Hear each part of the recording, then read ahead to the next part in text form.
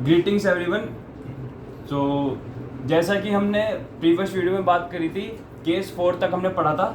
आज हम केस 5 देखेंगे और थोड़े बहुत क्वेश्चंस देखेंगे जिसमें हमें CF निकालना है, तो कॉम्प्लीमेंट्री फंक्शन निकालना। तो अब यहाँ पे केस 5 है। केस 5 में जैसे कि मैंने आपसे कल कहा था कि अगर एक क्वाड्रेटिक इक्वेशन ले रहा है जिसकी डिग्री है 2, तो उसके अंदर दो रूट्स आएंगे, एक आएंगे m1 और m2। दो रूट्स आते हैं, मैं उनका नाम लेता हूँ m1 और m2। तो यहाँ पर अगर ये रूट्स जो है वो इरेशनल होंगे तो इनके लिए क्या कंडीशन बनेगी और इसका कॉम्प्लीमेंट्री फंक्शन किस तरीके से निकलेगा, आज वो हम सीखेंगे यहाँ पर। तो जैसे कि हमारे पास दो रूट है, आपने देखा m1 और m2। अगर m1 है alpha plus under root beta और m2 है alpha minus under root beta, ये तो आपको पता ही है। अगर एक complex equation alpha plus under root beta से प्रेजेंट है तो ये एक जेन्युइन कंडीशन ही है कि उसका अगला root alpha minus under root beta से ही रिप्रेजेंट होगा।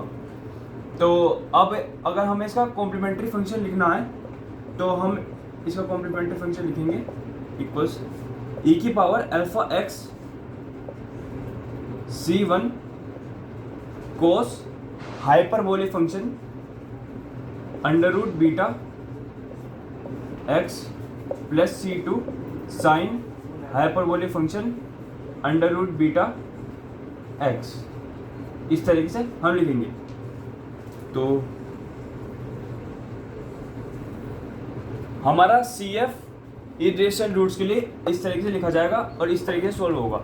आपको इसमें कुछ चेंजेस नहीं करने हैं, सिर्फ और सिर्फ रूट्स में से अल्फा और बीटा की वैल्यू उठाकर इस इक्वेशन में पुट कर देनी है और आंसर निकल जाएगा। केस 6 देखते हैं हम।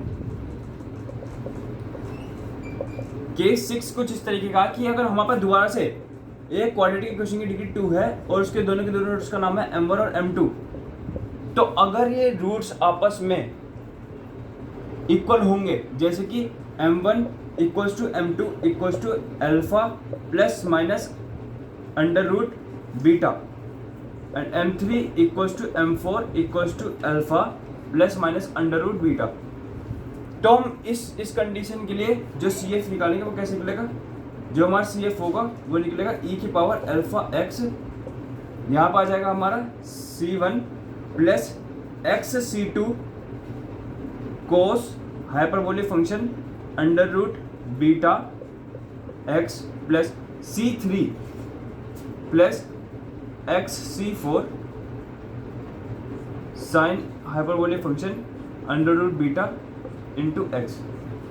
तो हमारे यहाँ पे CF कुछ इस तरीके से मिलेगा। ये मैं आपको पिछली वीडियो में सिखा चुका हूँ कि C1 C2 क्या है। तो अब तो अगर आपको यहाँ तक कोई प्रॉब्लम नहीं है और समझ आ गया होगा तो अब हम क्वेश्चंस की तरफ बढ़ते हैं। सही है, तो मैं आपके लिए कुछ क्वेश्चंस लाया हूँ और उन्हें हम स्टार्ट करते हैं, देखते हैं।